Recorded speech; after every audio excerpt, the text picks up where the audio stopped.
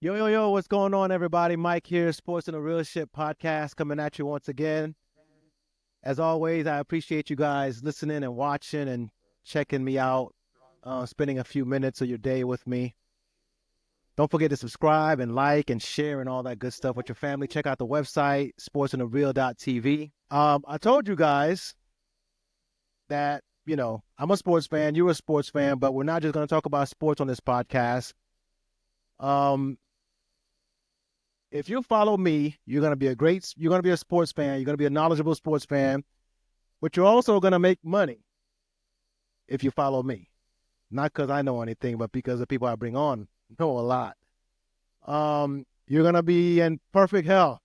You're gonna live to 100 years old with a lot of money, in the bank and all that. But seriously though, the point of the podcast is to help my community grow, not just as sports fans but as people. To that end, today's guest is phenomenal. I'm excited for the conversation. I think this is personal to me, so I'm excited to have the conversation. So today's guest, I'm gonna introduce her real quick.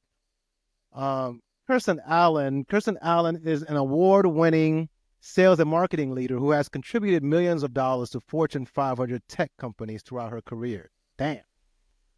She leverages that experience and knowledge to coach experts on landing more corporate contracts using a simple client attraction system. Her clients have landed contracts with household names like Louis Vuitton, Louis V, and several nonprofit organizations. In addition, she serves as a certified international coach, international trainer to corporate clients across various industries. Essentially, she's like that. She has the intel, she has the connection, she knows how to make connections, she knows how you can get connections and basically leverage those connections to get some of those millions that she's helped everybody else make. So after this podcast, you will be a millionaire. That's the promise. Um, Kirstyn, welcome to the show. Appreciate you being on. Hey, Mike, that was an amazing introduction. Thank you. And I'm excited to be here with your audience and to talk, like you said, how to make money and live your best life. And so I'm excited for the conversation too. Yeah, we're all about making money. I'm all about making money, and more money the better. So Yeah. before we jump in, right? So we I mentioned that you help small businesses make contracts with corporate clients. So I'm gonna spew out a couple stats here real quick. So first of all, I was in the small business game for a while. So my journey, I went from corporate 9 years to entrepreneurship a few years. That didn't work out, and now I'm back to corporate. So I've been on both ends of this conversation: the small business trying to reach out to corporate clients, Hmm. and the corporate client who small businesses are reaching out to. And I'm gonna tell you this: neither side is really that fun. So I'm interested to hear what you have to talk about. So according to the U.S. Bureau of Labor and Statistics, about 20% of new businesses fail in their first 2 years. Hmm. 45% fail within 5 years. 65% fail within 10 years. Only 25% of new businesses survive 15 years or more. That means you got a lot of uphill fighting to do to survive 15 years. And if you start in your 30s, your 40s, for this thing to carry you into retirement, hopefully, that's a lot. And the stats are stacked against you. So hopefully this conversation will help those who want to go into business, those who are already business owners, to hey, this is what you got to do. This is the tactics, strategies you put in place to help to help you get there. So And I let's think jump into the too, conversation. Go ahead. yeah, I want to add something to what you said. Even if you're not someone who's like, hey, I want to jump full into business, this is still an important topic for you because it's important to diversify either way. Even if you are not, diving in, you have that 9 to 5, that doesn't mean that that's going to ride you all the way to retirement either. And so this conversation can also be for those people who recognize they have a talent that they can be monetizing on the side as they're working their 9 to 5. So that opportunity is there too. Well, that's good to hear then. Yes. So let me ask you this. Were you always entrepreneur or were you corporate? Like, Mhm. what's your backstory? Yeah. So I started off in corporate. Now, when you say was I always entrepreneurial, it made me think back to my childhood because then I was the girl who, sold candy in school and, had the lemonade stands and figured snacks, all the things, figured out how to just make money in unconventional ways. You're supposed to be going to school to learn. I was in school to also make me a little coins on the side. Ooh, So that's a word right there, but go ahead. yeah, so that spirit was always in me. But as many of us, we grow up, we see the adults around us and, go to college. And now it's get this great job so you can live the American dream and all the things. And so I started off my career, as we mentioned, in the corporate world. So I had the opportunity to work for a Fortune 500 right after college in an amazing program where I learned the skills that I took into entrepreneurship, which we'll get to. And once I was creeping up on year 4, it was right when the Wow. pandemic hit. I had my newborn son, and I just started thinking of where I saw my life and going back to, like I said, the little girl who had all these aspirations to do these things. And I always felt like it was a part of my DNA, but I had kind of shut that off to go into the real world. And at that time, we're all home. It's plenty of time to think and just to reconnect to who you are. And so through that, I saw like, wait a minute, I'm going way further than I truly desired for my life and my own personal fulfillment, really out of fear because I didn't want, I didn't feel prepared to step out on my own in entrepreneurship. And so at that time, I didn't fully step out. I ended up switching careers to another tech company, but allowed me to be able to stay home with my son. That was the key thing at that time.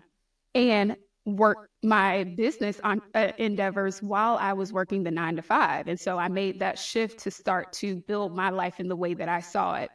And as of the time that we're recording, I fully shifted out into entrepreneurship less than a month ago. So this is still very fresh, but I understand what you said about your story too. Just the shift of coming from that world and then deciding that you're going to bet on yourself in business and also knowing the juggle between the two, which is why I wanted to point out even those people who feel like, I'm not ready to step out yet. I was in that place and I was still doing opportunities with corporations and running my business too.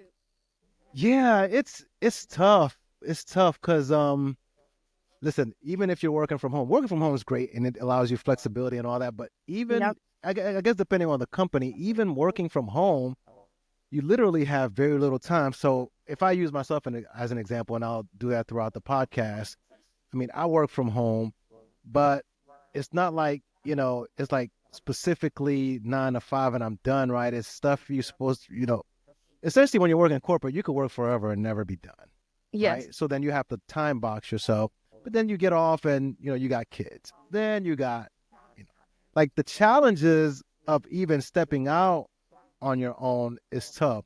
So I guess question for you, how did you manage that? Like you had a newborn and listen, I got Hmm. 5 kids.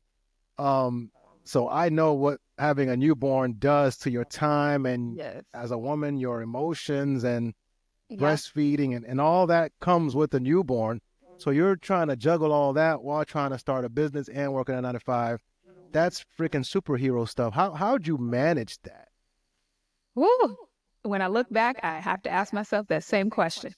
But a lot of it was just the drive that I had to build something not only for myself, but for my legacy and for my son too.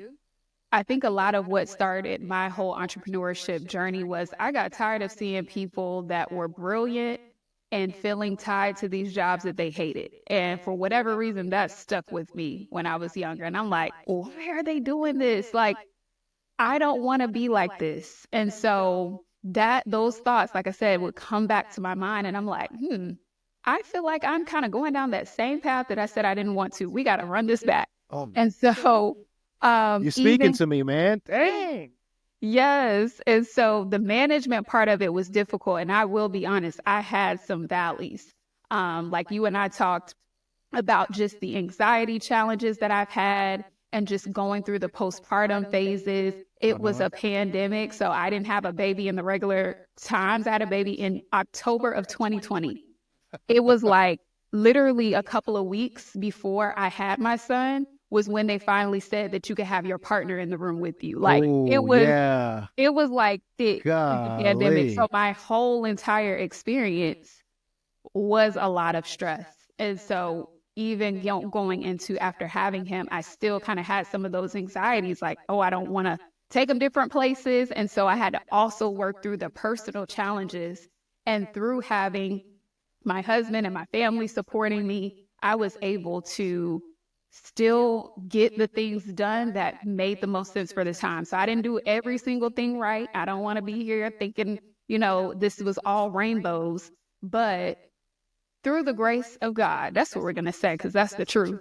I was able to make Amen. it through and just kind of whatever I could do for that day to move the needle forward and to make sure my son was good and that my responsibilities were taken care of. I just had to take it day by day. And at that time, I wasn't seeing like massive, growth in the business. It was all really seeds being planted to get to the point now where I could shift out. So my business started in 2021 and I just shifted out this year. So it was a 3-year journey. I promise y'all we'll get to her expertise and everything, but I feel like my story in this is like I see myself previously when I left corporate after 9 years, like I was so tired of it. So I think it's good on you that you were able to identify that you didn't want to do it no more and you started to your transition process. Like Yep. I got to a point where I was just fed up and I quit like cold blooded. I had the idea for the longest time, but Yeah. I quit cold blooded and my wife wasn't too happy. She still throws it in my face every now and then. Like it was bad. It was bad. Yeah. Um, but getting to the point where you find yourself not liking corporate and not liking which I was a late bloomer in the entrepreneur game. Like I didn't have the entrepreneur spirit. Like my family was everybody's working, nobody's an entrepreneur, right? Now me and my younger sister and even my older sister now have, are taking that leap. Nice. Um, but before we didn't know anybody who was really doing it like that as an entrepreneur. We didn't come from that kind of uh, area, right? That kind of Right. environment. So it was school, you know, job, and that was it. So I didn't get the entrepreneurial bug until later. And I realized, man, I don't like this 9 to 5 stuff. Somebody controlling your life, controlling your money. That ain't cool. And then, I started thinking about ways to move out. I sat on it for a couple of years, and then eventually, after 9 years, I was like, I'm done, and I quit it. And it wasn't great. So that's my story, and this kind of conversation is going to be helpful to me, and hopefully to to my audience as well. Yes. Now, to your experience, right? And your knowledge is where I lacked, and why I feel like honestly I didn't succeed my first go around in entrepreneurship is the ability to get corporate contracts. So I did this thing, and you're gonna have to speak on this because I I emailed corporations. I emailed them and got very few responses. Never really got anywhere. And like that's one of the biggest hurdles in this thing. I feel like when you're dealing with these corporations, you're having to go through a lot. Like you're emailing somebody, and I hope you speak on this when you're a simple solution, but you're emailing somebody. You don't know if they're gonna get the email. You may get hit by a spam filter. Who knows? They may only do RFP, so you can't contact anyone directly. Like there's all types of hurdles for a small business trying to get in the door. Um, so the first question from me, as someone who was and wants to in the future get back into the entrepreneurial game, like how do you even get in the door Yep. to that? Absolutely. So, first of all, kudos to you for sending the email. Some people don't even do that, right? Some It people was rough. say, It hurt my feelings, man. Like nobody responded. It's yeah, tough. yeah, it is. And so, you know what? The first thing, Mike, is really the mindset shift because there are opportunities all around us. And the more, what I tell people is like, first things first, you have to know your value and be clear on what it is that you bring to the table and understand, because this might be something that other people may be thinking as well. I hear it a lot. Oh, I'm just a small business. I'm too small to work with these Yeah, corporations. You know, how am I gonna, they don't need what I have to offer. They already got it all set up. it's true. Could not be further from the truth. They need you. And so there's actually statistics. I love how you brought one up to talk about it, about the value of small business vendors to corporations. The main things that you can add, no matter what you do as from a skill set perspective, is they like working with small businesses because we have more innovation. We can do things a lot quicker than what they could do in their established organization, where it's a lot of red tape to get anything done and anything True, changed. true, And true. so they'd rather work with you to get something done on a project basis or get on a contract basis than switch their whole business up to try to address a need. So that's your value, like that's your juice. Again, we haven't even got into your expertise, but that's why they want to work with you. And so when you know that, you have a whole different mindset, because it's not little you, big them. It's I'm an expert. They need me. And not only that, y'all, they have budgets that is assigned for you For small businesses. for small businesses. These companies have Really? commitments. Yes, absolutely. And we don't Okay. need I want to even, hear. I want to hear this. Go yeah, ahead. yeah. And so a lot of these companies are committed to doing work with small businesses and for those who fall into diverse communities or affinity groups, those groups as well.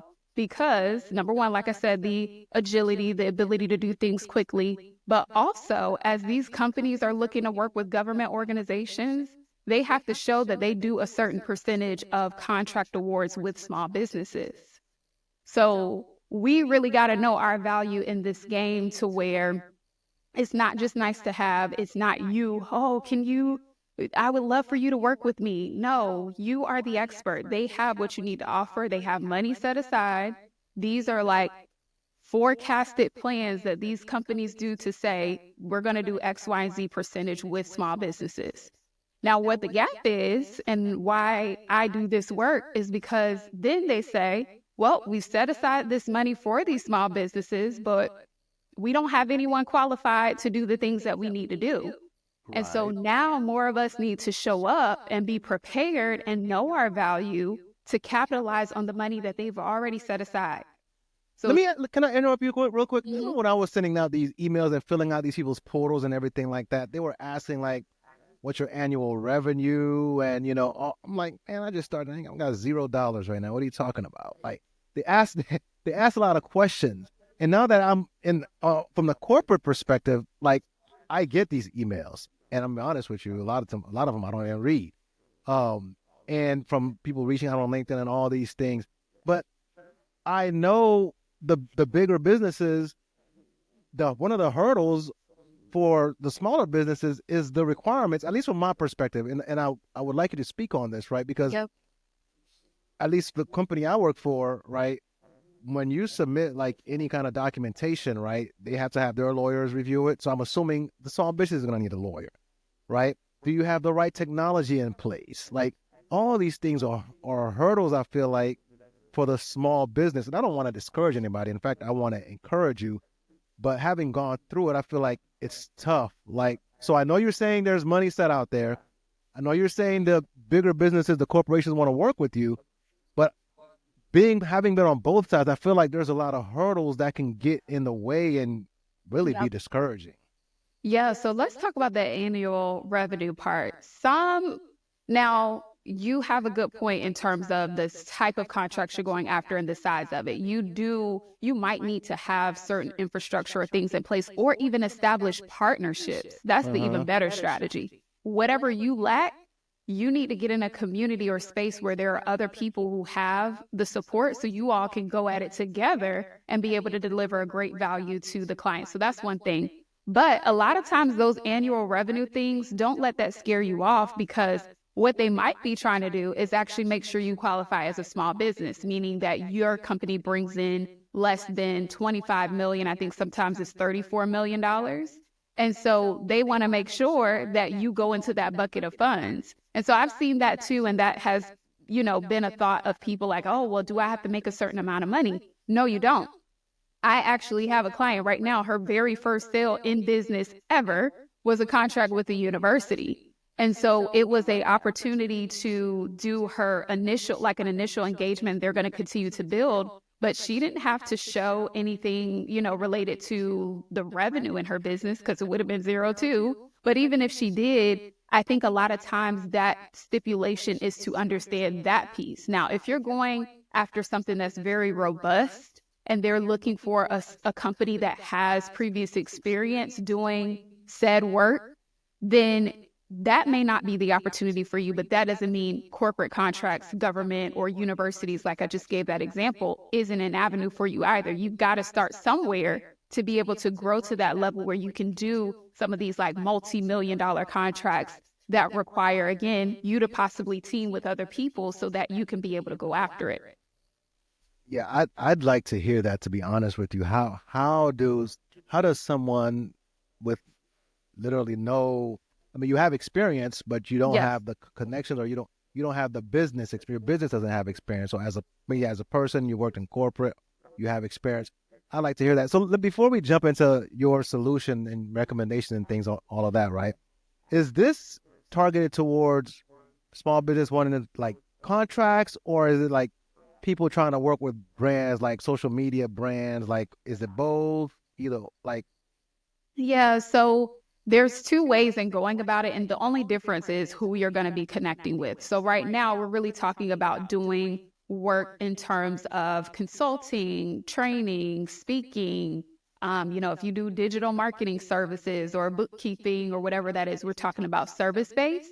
But if you're looking to do more of like influencer work, there is the opportunity to do that as well. But that's more of a marketing play versus, directly with some of these organizations that would be hiring speakers or wanting you to come in as an expert. And so, two different ways of coming about it, but both are still lucrative opportunities with these organizations. gotcha. Yeah. Okay, cool. So let's jump into it. I talk when I talk on my podcast. I'm like, I want to talk, the real, right? I want to give people, hey, these are the actual tactics you can use to do XYZ, right? Yep. So I'd like to jump into that. So we'll do a case study here. I'm new business, you know, Mike's lawn mowing service, right? Okay. I'm gonna mow lawns for Fortune 500 companies nearby, right? At their corporate office. Walk me through the process. How do I get a contract with these people? Yes, absolutely. I love that you gave that example because I said service based, but also things like that, janitorial services, pest control, all companies need all of that type of Yeah. stuff, just like, at a home. So that's a great example. All right. So the first thing that you're going to want to decide is, okay, what organizations are you going to work with? Let's get a name. Let's have lists of these are the organizations that I'm targeting. It's important to be very clear on that, and the list can continue to grow. Then from there, you need to know the contact person. So to me, the person that you would want to be reaching out to is likely in facilities management or something related to decisions made on that particular activity. So I wouldn't reach out to somebody in human resources in this case. So very clear. How do I find that person? What's the best way you would say you would find that person? Yep. So I love to use LinkedIn. And I know some people are not, on there really, or maybe you're on there for work, not on there for Yeah. business. But it's a great place to be able to find who those people are. It doesn't have to be like you need to reach out to them and send them those cold, spammy messages on there. But it's great for intel, if anything. And so you can easily be able to find. So you start with those lists of companies, go to those companies, and then there is a people tab on that company. And so then you could type in facilities management or just the word facilities and see all the people that come up who have that title. And then you can look through their profile, make sure it still sounds like this is the person who would be over whatever it is I do, landscaping, lawn care in this case. And you would directly reach out to them. And so you mentioned sending the emails. That is a great way if you are trying to do volume. And so when I tell people you have kind of choices of how you're going to reach out, if you do email, you're going to have to do it at volume because responses could take some time to be able to get. And then, as you Yeah. mentioned, you could get some ghosting. And so, if you want to get traction, you got to amp up the activity.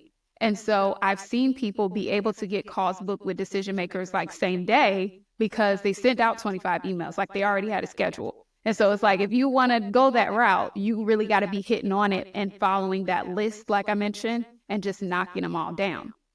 Now, alternatively, you could go to this company depending on if it's just a local, Hmm. company versus like some large Google or something like that. If it's a local company, perhaps you could go in, say it's a bank. You could go in and talk to someone and I ask who. did that, and I'm gonna tell you, it's not the greatest experience. I don't.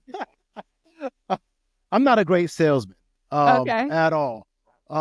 So face to face trying to sell somebody, it's tough for me. So I guess I kind of hid behind the computer, right, and sending emails. So Yep. you, if you're gonna go in front of somebody, I guess you got to be comfortable in that environment.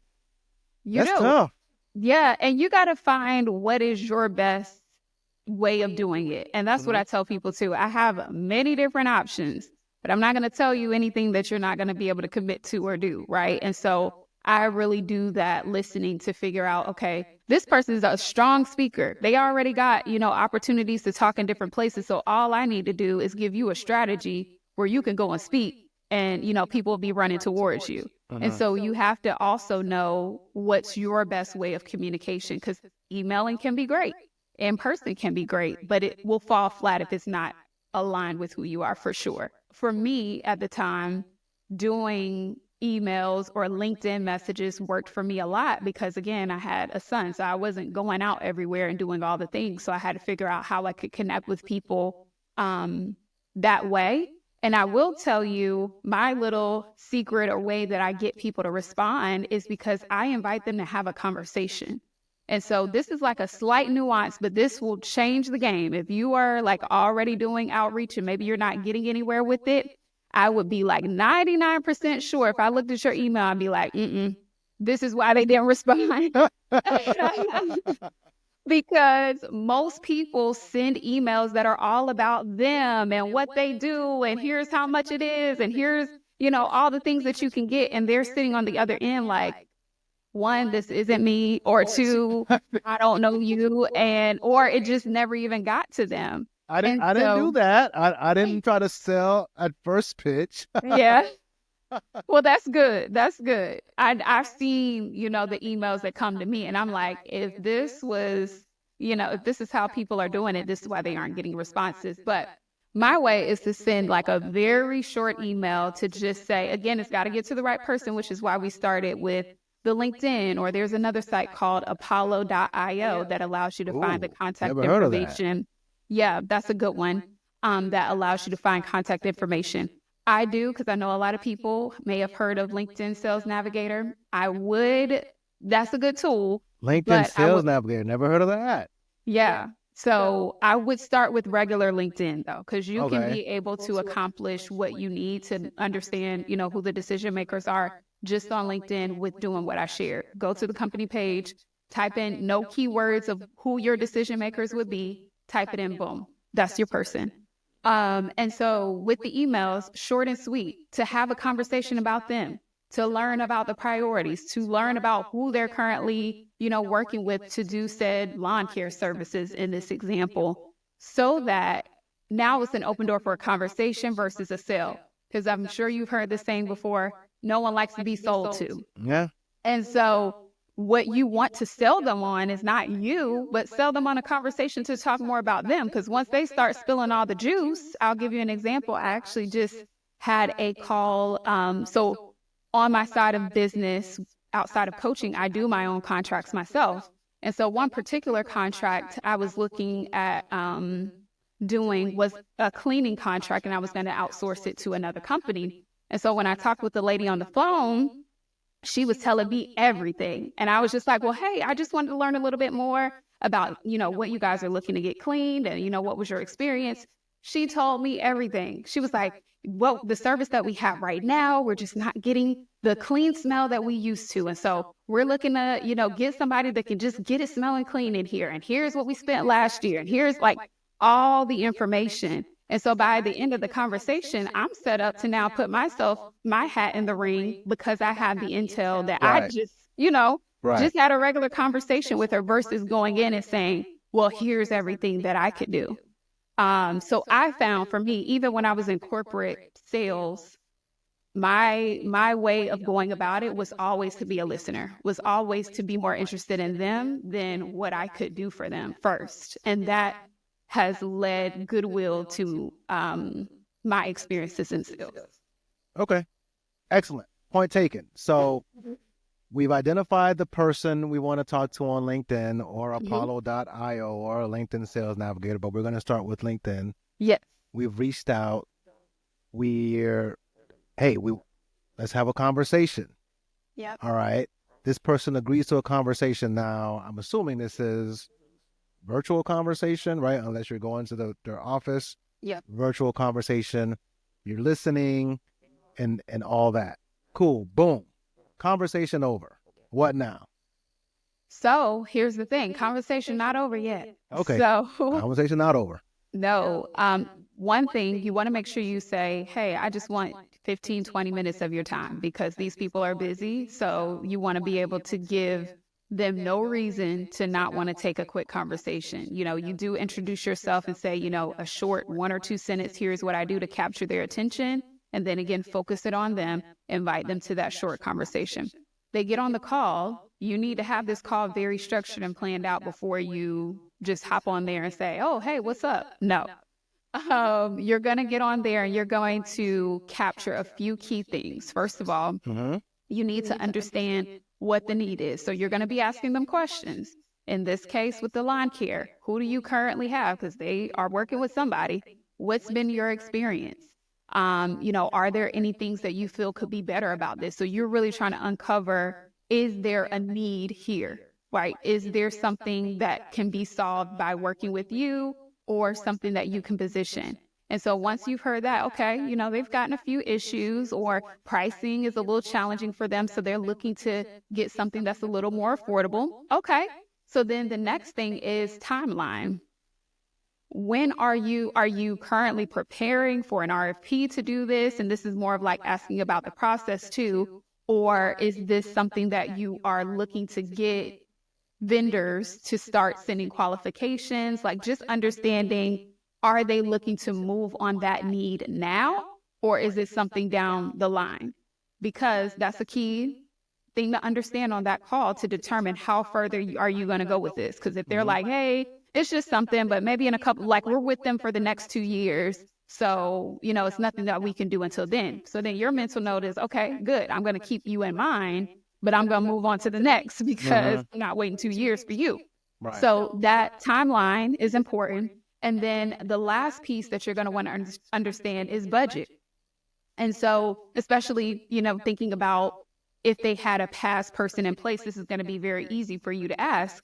The last awarded contract that you did with your current vendor, what was that at? Is that something that is that the budget you're expecting to do if you brought someone else in new? And just kind of understanding it, because the last thing you want to do is get off that call or have a second conversation and your services start at $20,000 and they say, we can only budget 10.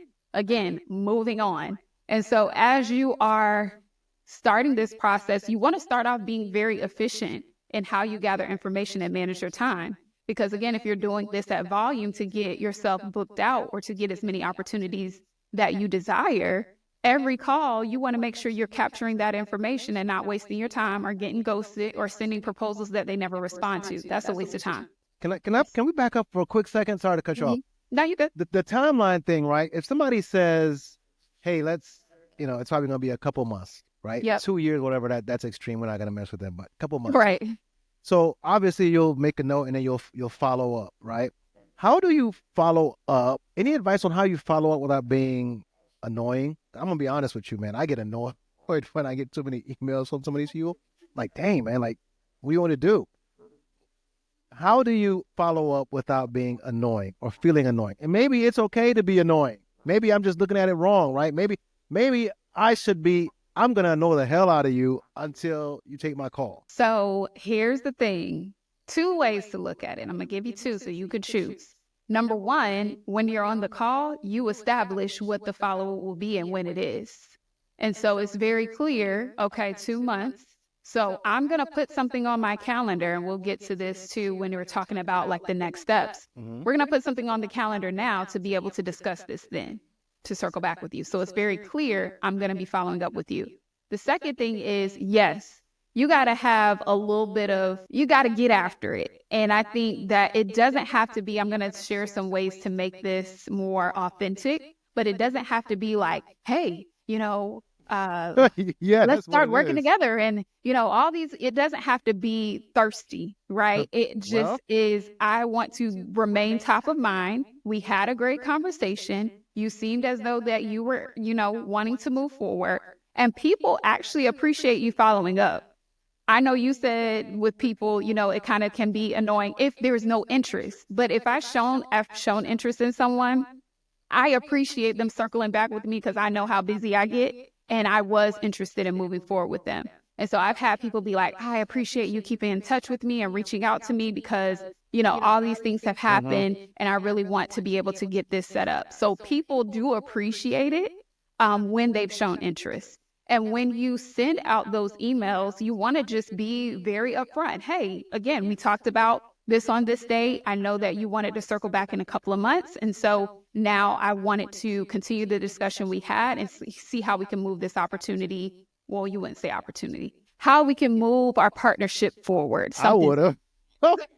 So, so, so don't say opportunity. Because you don't want to use our sales, our business words. You want Man, I was to, doing it all wrong. no, no, no, no, not all wrong. Definitely use the word opportunity. So, okay, good. Don't use the word opportunity, y'all. Partnership. Partnership, Par- partnership. Excellent, Yes. excellent. Cool, cool.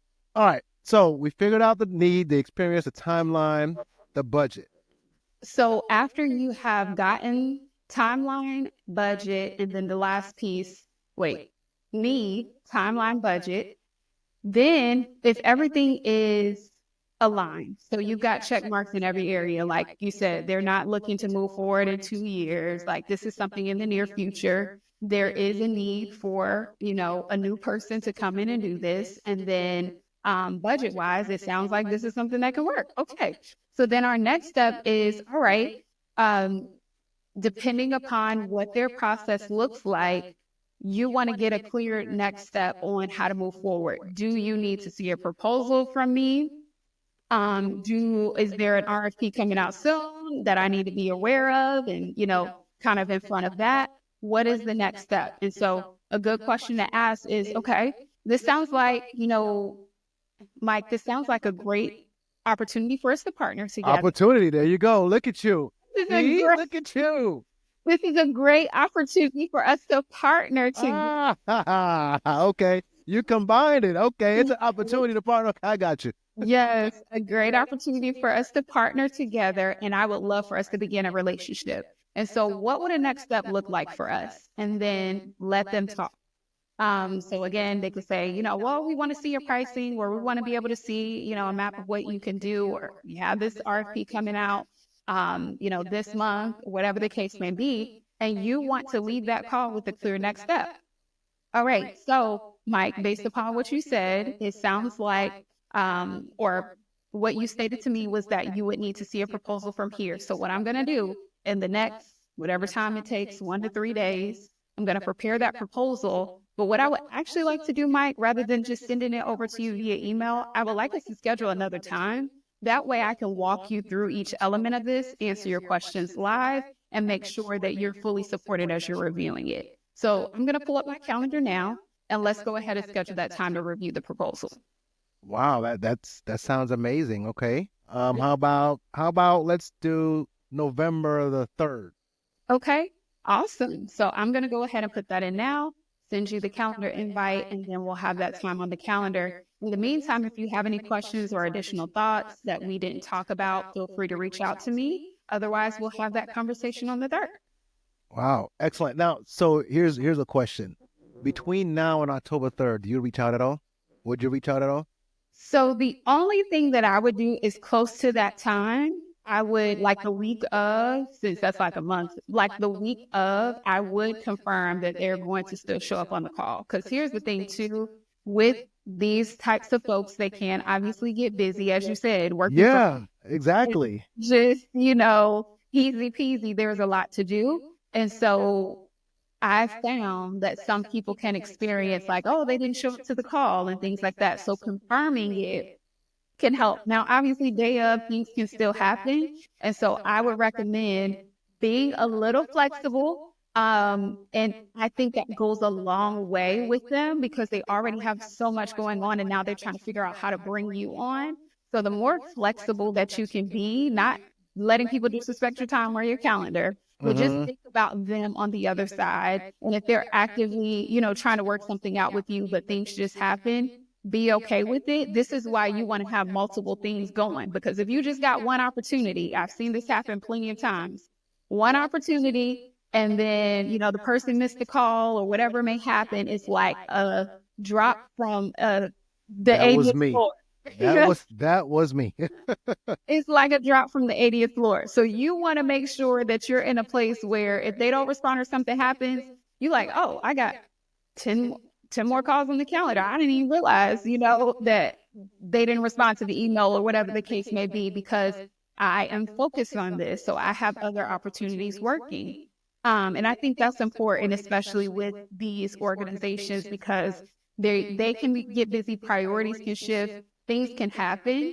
And so if you are serious about it, it would be advantageous of you to make sure that you're making conversations and having contact with several different folks. So um, I would follow up that week just to make sure they're going to be on, or I would Hmm. follow up maybe 2 or 3 days before the call just to confirm. And then after that, they say yes, then I'm expecting them to be on the call. Cool. All right. We ready for the follow up, right? Is that the next step, the follow up? All right, we're following up. We're having a conversation. What are Yep. we doing on that? You're saying we're looking over pricing. Like, what are we doing? So this is what I call the proposal presentation call. And why I suggest this, I talk through it as a script, but why I suggest this the most is because you want to eliminate any opportunities to ghost. And you want to eliminate any opportunities for them to, oh, they saw your email, maybe they didn't read it, maybe they just, kind of put it off to the side. If you want to close opportunities quickly, especially during the time that we're recording this fourth quarter of the year, they have money to spend on various priorities and they need to do it before December 31st because of fiscal year and budget years. And so right now you want to make sure that your processes are tight so that you can get this money before the year is out. But when you have that conversation on the call, that eliminates that ghosting. That's what I was saying. And so when you get on this call, you're going to want to go ahead and pull up your proposal. And so whether that is a, presentation deck, you can do that. Or you can just talk them through what it is, just like you and I are talking right now. Don't stress over it. Don't make it too complicated. Don't make it something that's not you and what you would typically do. Just because it's a corporation, be yourself. And so you want to cover, hey, on our last conversation, especially if it was a month ago, here's what you shared with me. Has anything of this changed since we talked? I think that's going to be the first key question that you want to make sure that you ask, because the last thing you want to do is get to talking about something and then they're like, oh, well, actually, none of that is the same anymore. Then you like, They were like, well, that was great. right. So we don't want to do that. And that's something that can happen too, because depending on what type of companies, things can shift. And so that first point of clarification is to make sure nothing has changed.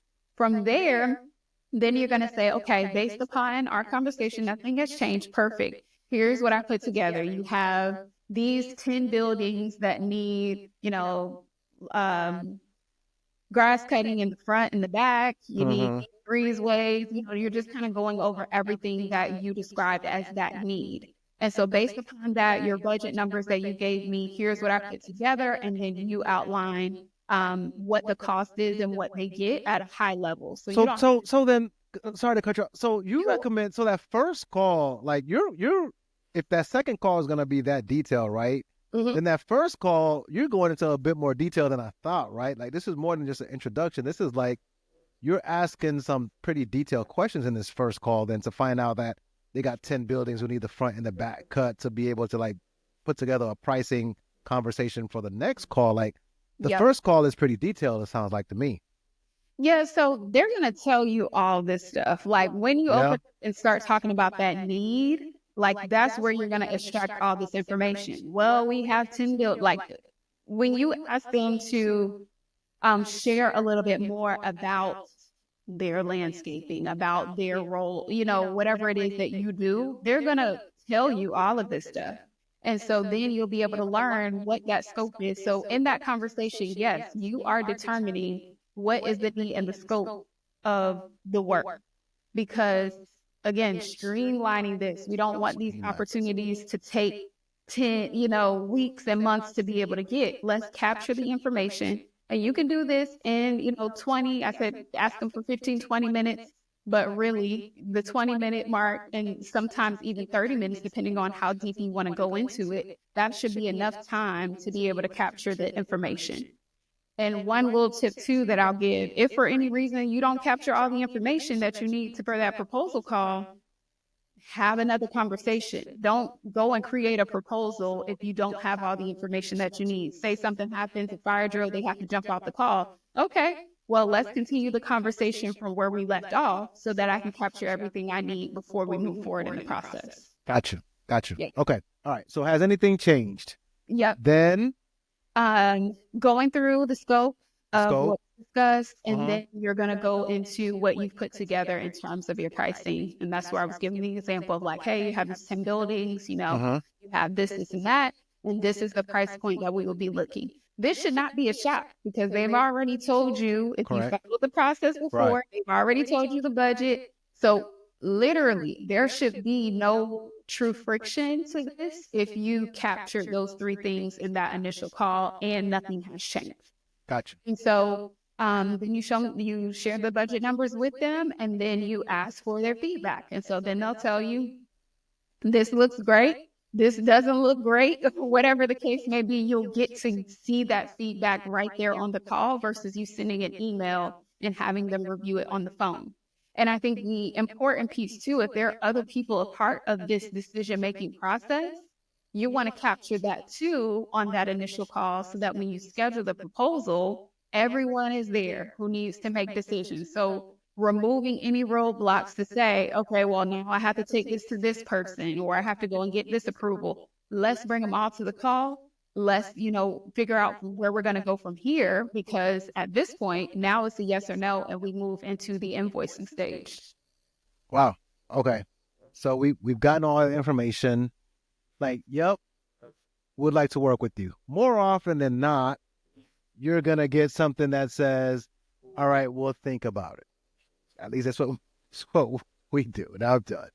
Um, we got to talk about it. Our team has to meet over it. We have to, do this presentation to get funding, all that stuff. What do you say? And then how do you follow up on that, right? Like, this is where the annoying part comes in.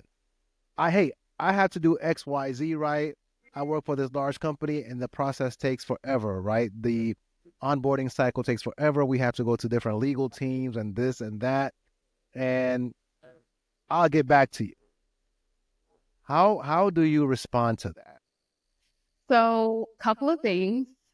In the conversation, we should already have an understanding of what the process is going to be. So, something else to think about in this conversation shouldn't be the first time that you hear that they have to take it back to anyone and, all that stuff. That should be something when you're asking, what the next steps or what the process would be. Mm-hmm. That's the information that you need to gather because then you need to determine, do we even need to be having this conversation right now? Maybe if you're just looking for numbers of like what it could be, and then you got to go and get funding and all of that, we don't even need to do this call. I can just tell you what the numbers are, and then you can, do whatever you got to do to figure it out, and you can get back to me later. Hmm. Okay. So protecting the time and energy is going to be important, and the way that you don't let, just because they're the company with the checkbook, they're not running the show, at least on my side. And Yeah. so I'm not doing this proposal call that I just shared with you if this is not like an opportunity that's ready to go. If this is going to take time and you just need to know what the figures are, I would much rather just tell you the figures. And then once you're ready with your funding, then we can get on and talk about it. Because here's the thing, too. I might give you a price today. That doesn't mean it's going to be the price when you're ready in however long it's going to take you to do all of that. And Price so on gone up. yeah, so it's no, and that's the nice way that you can say it. If they were like, oh, well, we want to get a proposal for later. Well, here's the thing. What we do, our proposals only last for, or our proposals are only valid for 30 days. And so at that point, they're subject to change and fluctuate based on market changes in our corporation, in our organization. And so what we do is we prepare those proposals when we're ready to move forward. But what I can do is give you, an idea of what the pricing would be so that you can, go back to whoever you need to work with. And then once you're ready, you can get that proposal that'll give you the exact pricing, and it will be a 30-day quote. So that's how I would do it, because you don't want to be giving people pricing. This is something that could put you in a uncomfortable place.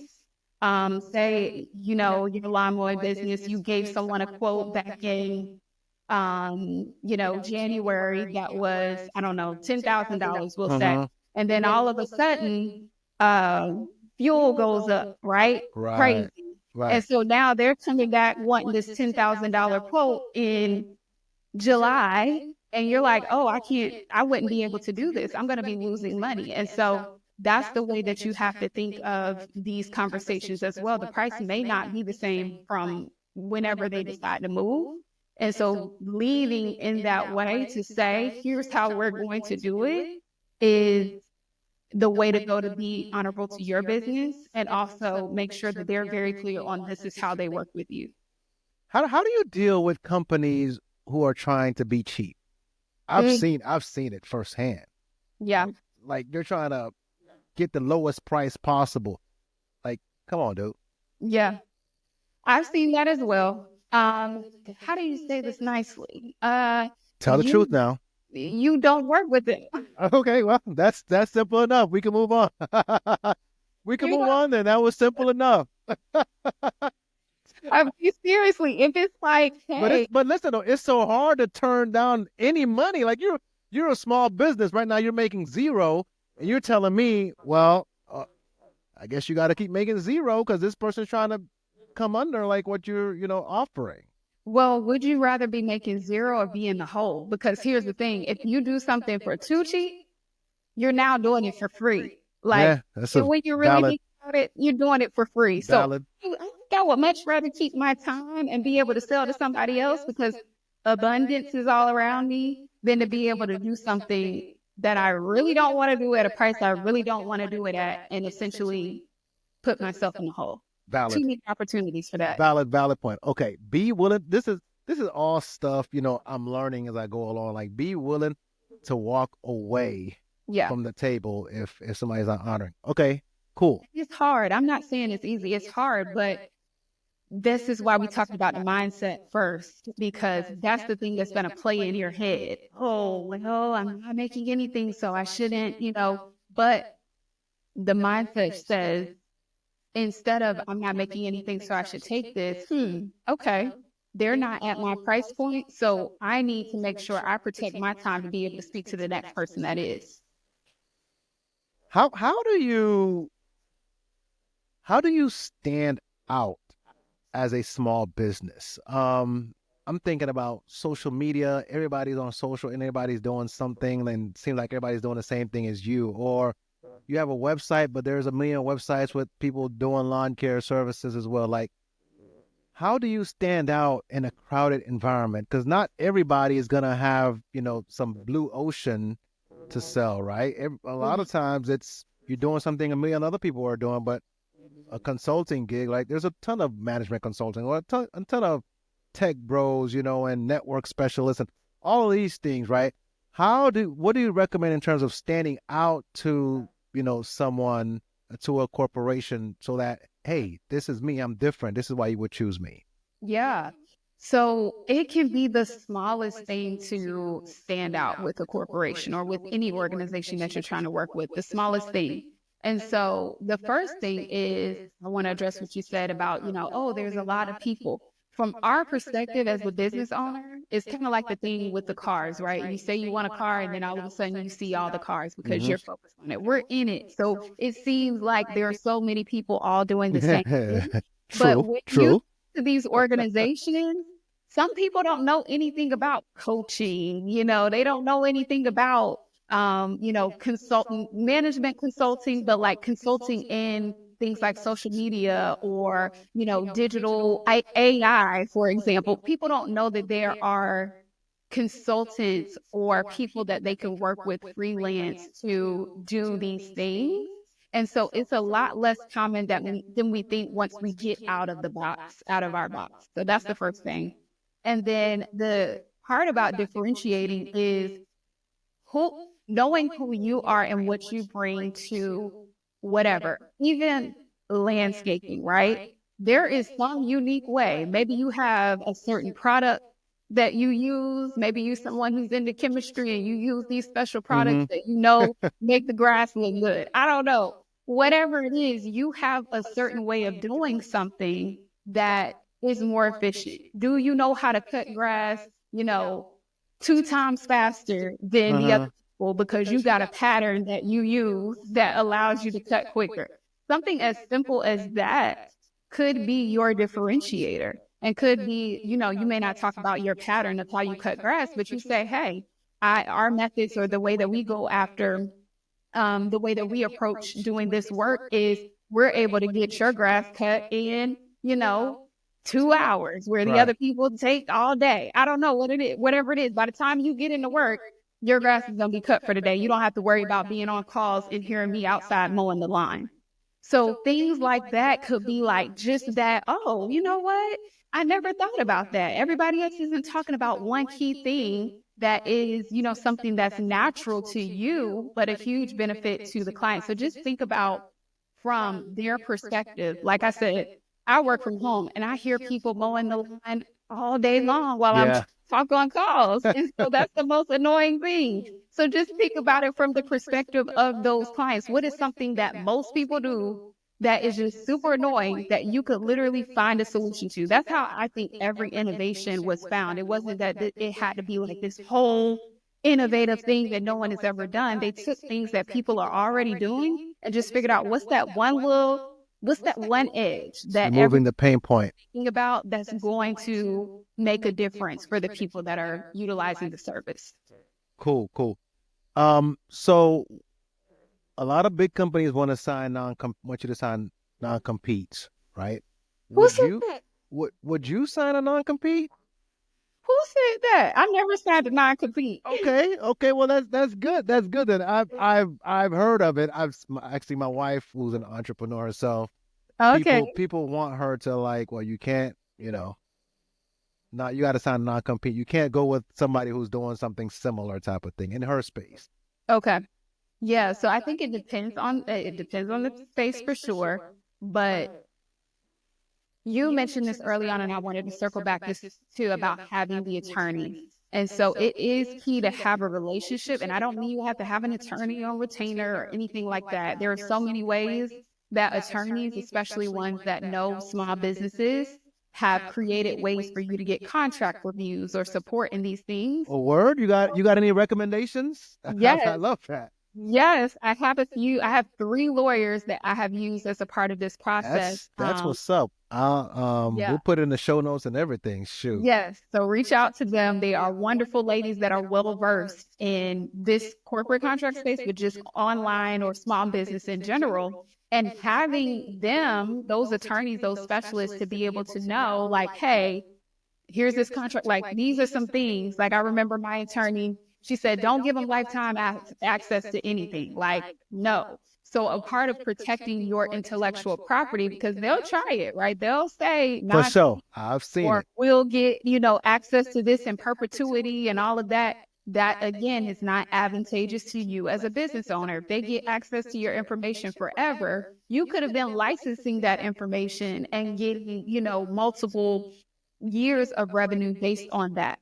And even down to we talking about the landscape stuff, but just making sure that the contract is not shooting yourself in the foot. And so having that review with an attorney is going to be key. Don't sign anything until you get a review. You can pay, $200 or $500 to get an attorney to be able to look at that contract for you, and you add it as a cost of doing business. Oh, is that cheap?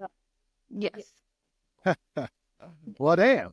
See Yes. the things you don't know will hurt you, man. Look at Yeah. that. I thought they were like attorneys be expensive. I'm thinking like $2,000 or something. I don't know. I mean, that could be a possibility, but I'm telling you, there's another side too, where again, there are attorneys, that have gone through the bar and all the things that understand this side of business, and they want to be able to work to help small business owners at least get their contracts reviewed and be set up for success. And so, and even there's some pro bono opportunities, like get with your local business or economic development departments or organizations in your city. There could be opportunities to even get pro bono legal services, whatever way you do it. You just need to make sure that you're covered, because those things can be snuck in. And then again, to our other point, be willing to walk away. If it Yeah. doesn't make sense, we can't do it, because if it's non-compete, right, you're going to have to pay me a hefty price, because that means I'm not able to work with others to grow my business. So then I have to weigh the cost. Is this really worth me giving up the opportunity to work in other areas? Mm-mm. So either the price needs to be higher, or I just can't do it. Right, right. Okay, cool. Let's go move forward then. So we got the nod. Yes, we're willing to work with you. We're gonna go through the next steps, but organization's gonna have whatever they need to do, right? Yep. On our end, right, the small business end, once we get the okay, what are we doing to set ourselves up to ensure success and then all Yep. that stuff?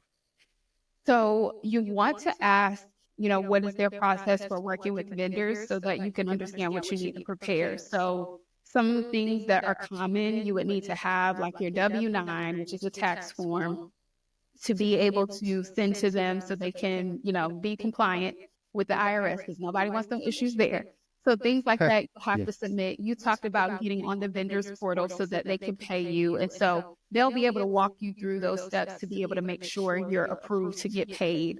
And then also, one key thing is your insurance policy. So as a small business anyway, most people do have some type of insurance, but if you don't, this is the time where you need to make sure you have those policies in place. And you also want to make sure if there are any stipulations around how much the liability must be, or if they need to be the additional insured on your policies so Mm-hmm. that you can be compliant. Because again, you're signing the contract.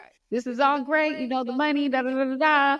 But this is a contractual agreement. And so anything that you sign that's in that contract, and insurance policies are usually mentioned, you want to make sure that you're Yep. covered, because you don't want any issues in terms of your delivery. And, if something needs to get addressed, you want to make sure that the contract is very tight and everything that's referenced in there is good on your end and good on their end.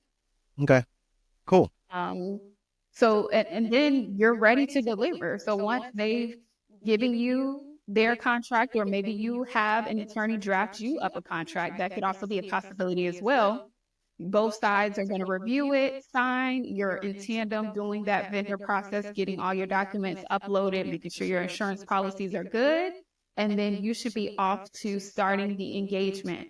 And now in some cases, with some of these organizations, you might be getting paid net 30 is what they call it. That doesn't mean that's always going to be the case. I've seen, different ways that people have paid, especially during this time. If they have budget money to spend, they might be willing to pay you earlier to Hmm. do work, next year. And so the net 30 just basically means they have 30 days from the time you send them the invoice to pay it. And so keep this all in mind. This is why it's not just about getting a contract here and there, but really running this side of your business, because then okay, I'm working other opportunities. This Right. like come in at this time, and you really start to be strategic about it. But the net 30 is an industry standard. And then you have to also be on sending your invoices. So they're not just going to pay you. You actually have to prepare a professional invoice. So whether you use, Stripe to create one or whatever system that you use for payments, you need to be able to create an invoice and in the way that they, if they have any special things, you have to put a Hmm. memo here, whatever it is, to send that over so that you can get paid on time and track your payment. Because sometimes that net 30 might be looking a little net 45, and you got to I've make seen sure, it. I've seen it. hey, hold on. We've already waited 30 days, so we need to make sure that this arrives on time. Wow. Wow. So we went from meeting someone, introducing ourselves, cold calling, cold emailing to getting paid. Yes. That's that's amazing. When you talk through it, it sounds good. In practice is a challenge. I'm not gonna lie. So I don't want to fool my audience and make this sound easy.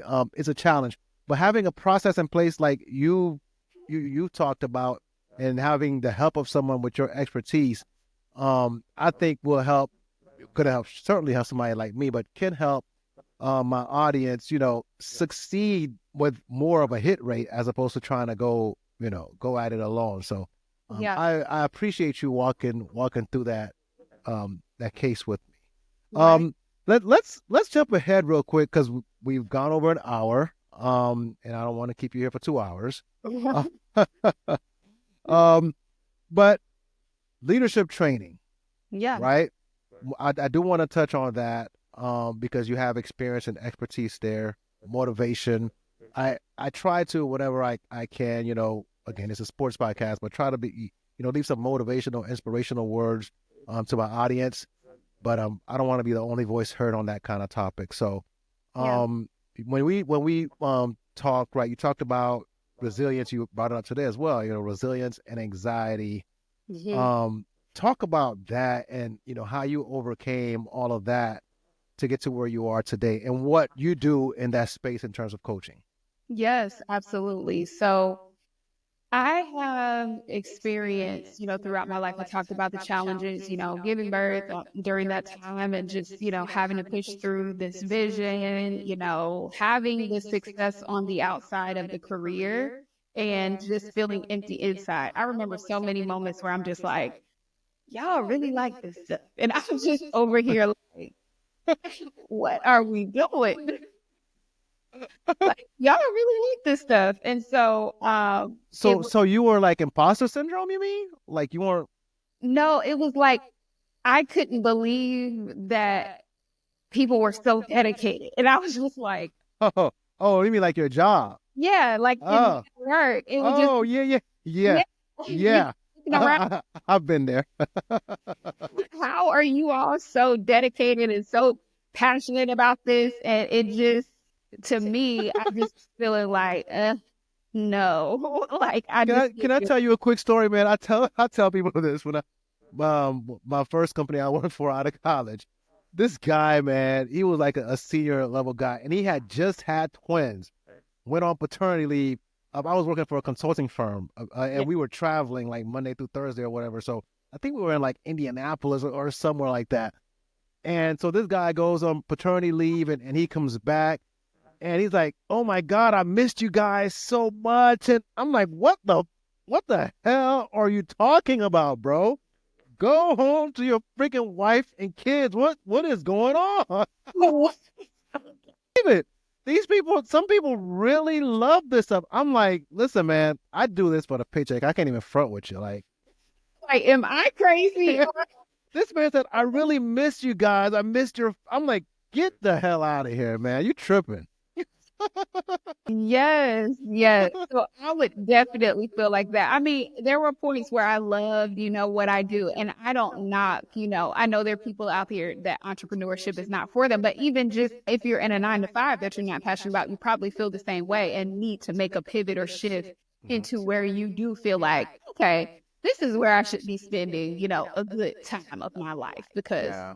if it's not that, then it just starts to not make sense. And so, um, yeah, I remember feeling those moments, but just not having giving myself the permission to move and do it. And so, a part of my method that I was able to develop is me just looking on all of the moments of my life where I challenged the status quo, even if it took me some time. I think when I was younger, like when I went to college, for example, I went to North Carolina A&T, so shout out to any Aggies listening. And T.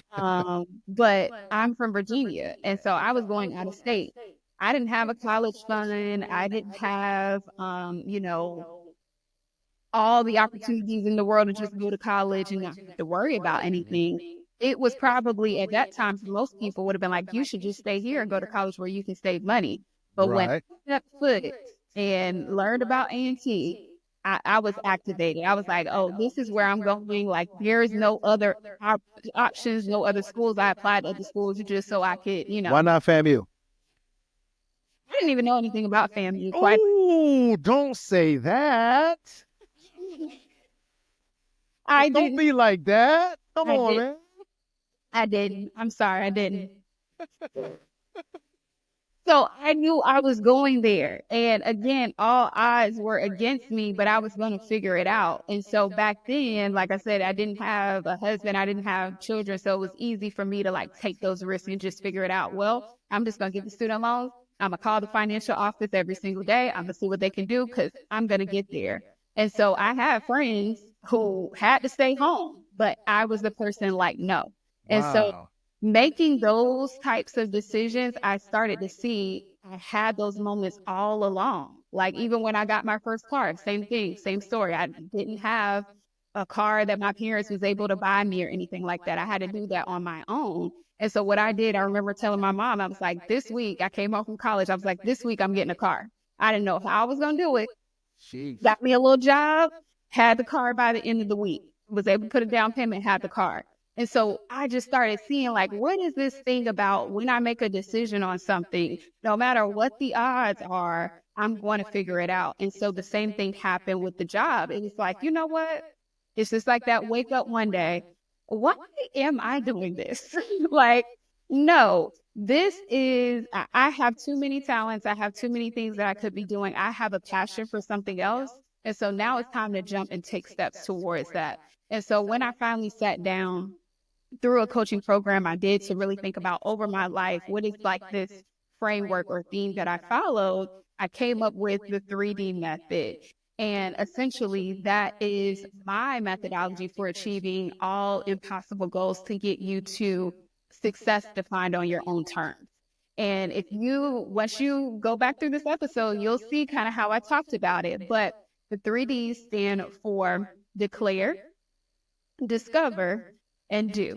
And so the declaration is the most important part, even in corporate contracts, because you have to decide this is what I'm going to do. No matter what the roadblocks are ahead, if you're serious about, I know there's opportunity for me here. I want to create a foundation in my business and I know I have value to add to these organizations, then I'm going to do it. That's it. That's the declaration. And then discover is figuring out what are these pieces that you need to have in place. And so you need people, you need some type of resources to be able to go further than just trying to rely on your own. I've had several mentors, coaches, even back to the whole college thing. I remember my guidance counselor, he was my coach to help me get, to the university. So Huh. you have to have people in place. And I think that makes the road a lot easier. You asked about like, how do you get through all that? You get through it by getting people to fill in the holes that you have so that you can have a clear path towards those goals. So doing it alone, it That's can that's do it. something I'm learning, and I'm glad you brought that up because like my first go around as an entrepreneur, I tried to do everything alone, and I've since learned, right, that you gotta have people around you to do this stuff, man. Like you and I don't know if you've read this book, Who Not How. I've talked about it on the podcast before, and I'll keep talking about it. But it talks about the fact that like if you're truly gonna experience exponential growth in life and business, whatever, like you're not gonna do it alone. You gotta have people play different roles. And it's so unfortunate that most of us don't know that. And really we weren't taught that. In school, you're trying to be the best. In corporate, you're trying to be the best because you gotta get the raise over this person. You're competing against each other. And then you realize, oh, if I'm really gonna succeed in life, like I need to partner with the right people, like to help me out here, or else I'm not gonna make it. So that's a good point you bring up. Yes. I mean, it is paramount. And I used to be one of those people too of just like, oh, well, maybe I can just figure this out even on my entrepreneurship journey. And I would tell you, I know for a fact I would not be this far and I'm by no means where I want to be, Mm-hmm. at the end of all this. But even just looking at where I am today, I wouldn't be here if I didn't have people who just made that slight little tweak, who told me, hey, did you consider this? Hey, here's a blind spot that you didn't see. Here's an opportunity that you didn't see, or here's how you can do this a little differently. And that's how I've been able to, in my own experience, fast track my success. Like you said, how many businesses last longer than 3 years? How many 10 years, 15 years? People have that. The way they're able to sustain that is because they have partnerships, they have advisors, they have people who are there to fill in the gaps that they lack. I Mm-hmm. know I'm good at talking and selling and marketing, but I'm not good at doing websites and all this other stuff behind me. So if I'm committed to feeling like I'm the only person, then it's going to take me way longer to be successful than if I just focus on this, talking to you while somebody else is building websites so Absolutely. that the whole engine can run. Absolutely. Yeah. Absolutely. So that's the discover piece, figuring out like what those pieces need to be in place for you. And then once you get there, it's time to do. And so you've already declared this is what's going to happen for you, but now you got to take the action behind it. I said I want the car. Well, it won't just gonna fall in my lap. So I had to figure out what kind of car, and take the steps to get the money. I had to go to the dealership and pick it out. And so even with the corporate contract space, the do is now, okay, I've gotten this, even this conversation that we're having, I've gotten all this information. Now I need to take action on it. What's the first thing that I can do to get started? Well, she told me to get on LinkedIn. I can at least get on there and start figuring out what people I can talk to and have that first conversation. From there, the answers will continue to unfold for you, even if you don't know the whole road right now. Go up one step. The next step will appear, and then before you know it, you'll be in that space that you declared. That's amazing. So here's a question, right? I've experienced this, and being around my wife who's an entrepreneur, I've watched it.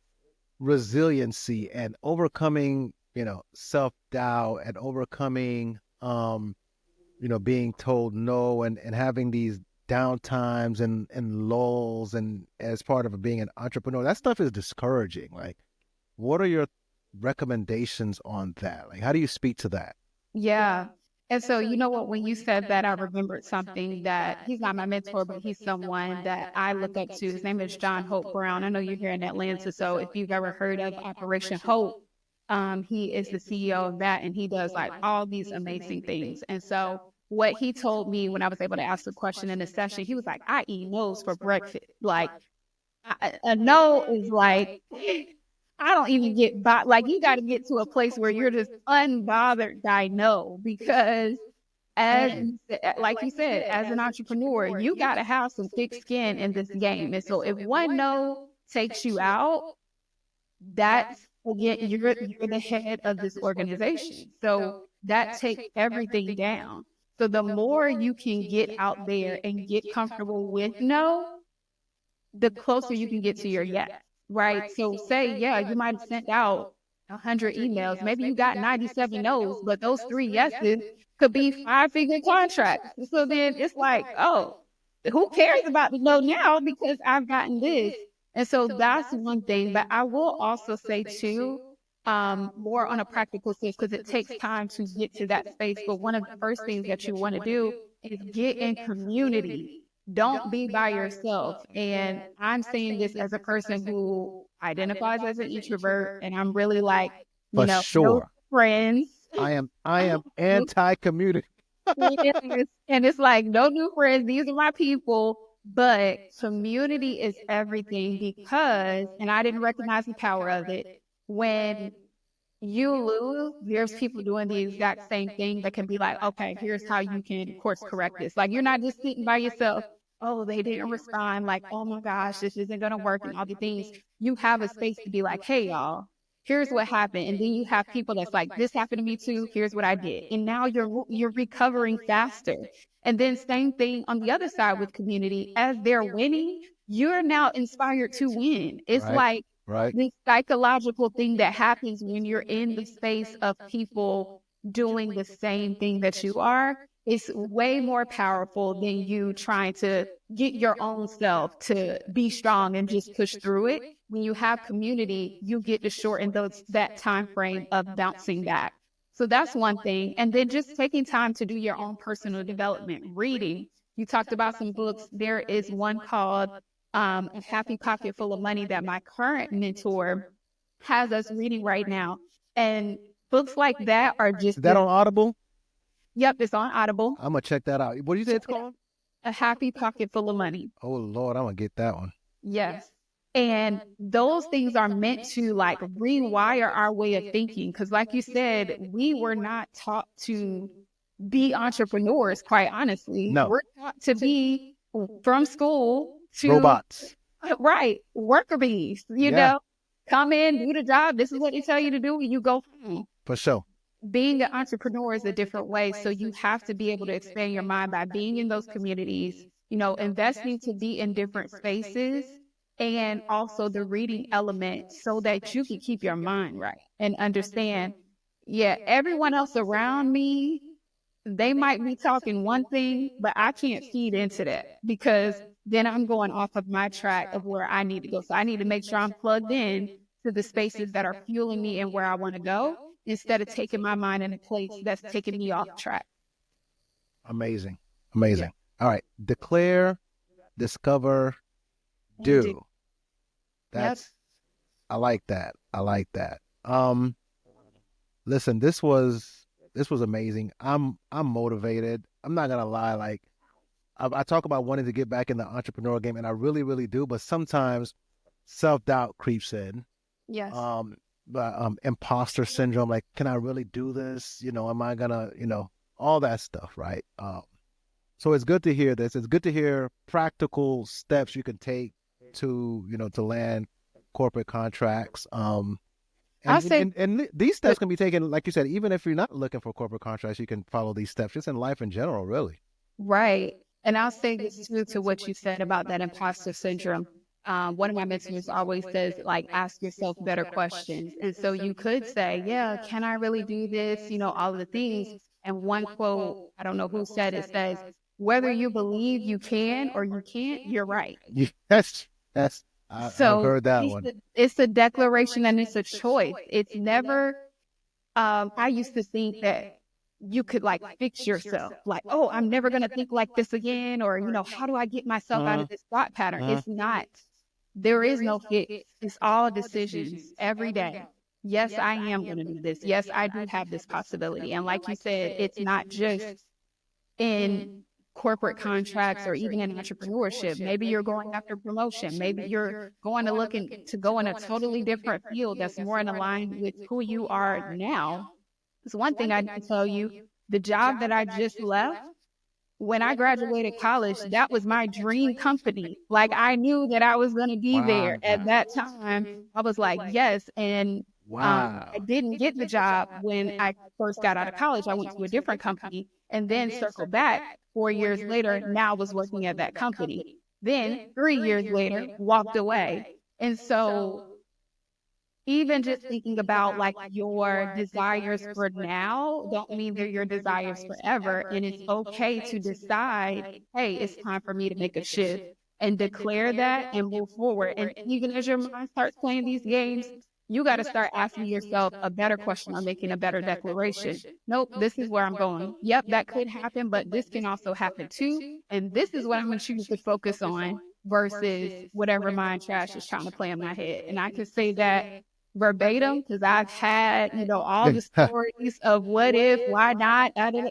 And then, like I said, just to recognize there is no fix. It's only decisions. And every day you have the decision to decide, what your life is going to look like. And it can either be the same as yesterday or it can be different. What you want Yeah. to.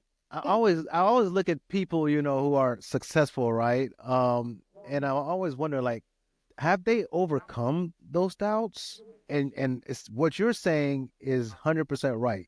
You don't fix yourself. You don't overcome those doubts. You just make the decision each day to Yes. not feed those doubts. Yes. And I don't know every successful person, but I know quite a few. And I have even seen them like, work through this of like, hey, I have, doubts too. I just Wow, choose man. to let them drive me. One of my mentors, Patrice Washington, she says, it's not that fear doesn't come up for me. I just put her in the back seat and say, yeah, girl, we're going anyway, though. Like, so that's really what it is. It's not, you're still there, but like, we're That's a still. word right there. So, yeah, that really sticks with me too of like, okay, so to hopefully free people from feeling like, oh, well, I'm not there because I still have this fear. We all have the fear. It's literally just a decision to keep moving forward. So hopefully that shows you you're not far off because you don't have to go on this journey of getting rid of fear. That's a long journey. Nobody even has time to do all that. The better journey is to say, how can I be more in alignment with what I decide to do and just make that decision one day at a time. That's powerful. That's powerful. I needed to hear that. I probably need to replay this every day. Like it's no, not seriously. Like no matter how much I talk to myself, and I like it creeps in. Like, yeah, do you really want to? Are you really gonna? And it's like, no. So I need some motivational speaking in my life. So I'll just replay that Yeah. every day when I wake up. This was an amazing episode. I hope my audience gets out of this what I've gotten. I always tell people like when I record and I listen to other people, like I want my audience to get something, but I know I've talked to people that I know I'm gonna get something out of, and this was amazing. I appreciate you taking hour and a half to talk with me of your time, and I know your time is very important. I really appreciate it. Where can people find you though? Online, socials, whatever. Yes. So you can find me on all platforms, Facebook, Kirstyn J. Allen, LinkedIn, same. You can find me over on YouTube, Instagram, TikTok, all the platforms, same name, Kirstyn J. Allen. And so check me out there. I would love to hear, if you did check out this episode and got any takeaways, shoot me a DM because, like Mike, I also hope that you all got value in this. And I love to hear when people say, that one thing that you said, I took a step, or, that really inspired me. So I would love to hear you all's experience from this episode. And that's where we can connect. Yeah, no, you guys gotta hit her up if you're trying to make $1 million. If you're trying to be a millionaire, no, seriously, if you're trying to go into business and wondering, how am I gonna get my next contract or my first contract, highly recommended. This was powerful. Real life tactics that you can take to actually, succeed in this entrepreneur game. Kirstyn, I appreciate you. And hopefully you'll be back on the podcast. This was great. Yes. Thank you. This was dope. I enjoyed this conversation. So I would definitely love to come back and do a part two, and go into whatever it is next that I'm doing and can share. So, yeah. Absolutely. Absolutely. All right. Well, appreciate you guys listening in. As always, don't forget to like, subscribe, share, comment, provide your feedback. But I'm going to catch you guys next time. Mike Philbin with Kirstyn Allen, Sports and the Real Shit. Peace.